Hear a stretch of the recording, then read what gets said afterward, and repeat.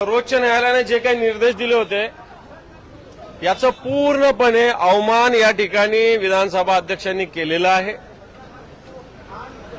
Supreme कोर्टाने राजकीय पक्ष कोणता एकच असेल अशा पद्धतीने सुस्पष्टपणे भूमिका मांडली होती।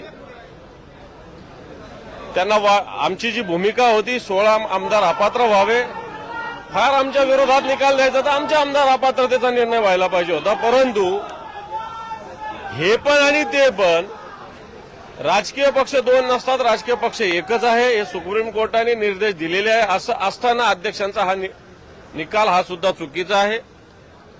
दुसरं असताना जर एवढ्या सगळ्या याचिका निकाली काढायच्या होत्या, खारिज करायच्या होत्या, तर याच्यासाठी वर्षभराचा कालावधी कशासाठी घेतला गेला हा पण एक प्रश्न आहे।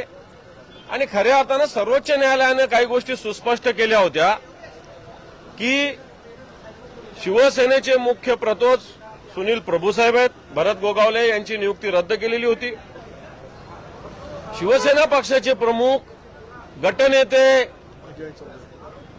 हे करू शकतात आणि त्या हिशोबाने चौधरींना गटनेते मान्य उद्धवजी ठाकरे साहेबांनी केलेलं होतं, हेही सुप्रीम कोर्टाने मान्य केलेलं होतं। सुप्रीम कोर्टाच्या या सगळ्या गोष्टी सुद्धा अध्यक्षांनी आवरलेल्या आहेत। याचा अर्थ लोकशाहीचा मुडदा या ठिकाणी अध्यक्षांनी पाडलेला आहे। निश्चित याला शिवसेना सर्वोच्च न्यायालयात आव्हान देईल, कारण सुप्रीम कोर्टाने सगळ्या बाबी सुस्पष्टपणे केल्या होत्या।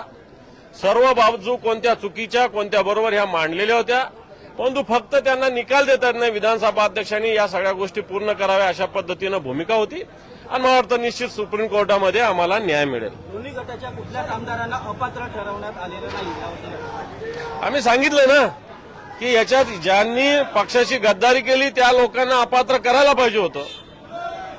आणि जर तुम्ही अपात्र जर करत नसाल, सुप्रीम कोर्टाने सांगितलं प्रतोद सुनील प्रभूंचा आदेश मानत नसाल, गटनेते चौधरींचा आदेश मानत नसाल, तर ते पात्र कसे होऊ शकतात हा प्रश्न आहे। आणि म्हणून अध्यक्षांनी दिलेल्या निर्णयाला निश्चित आव्हान दिलं जाईल। खरं तर पक्ष वगैरे ठरविण्याचा अधिकार काय विधानसभा अध्यक्षांचा नाही।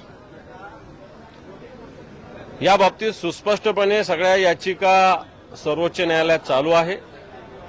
असं असताना पक्ष विषयावर विधानसभा अध्यक्षांनी भाष्य केलेलं आहे। पक्ष एकच असतो आणि ज्या पक्षातून ज्याने कोणी पक्षविरोधी कार्य केलेलं आहे, काम केलंय, त्याला डिस्क्वालिफाय केलं पाहिजे। या गोष्टी इथं पाळल्या गेलेल्या नाही।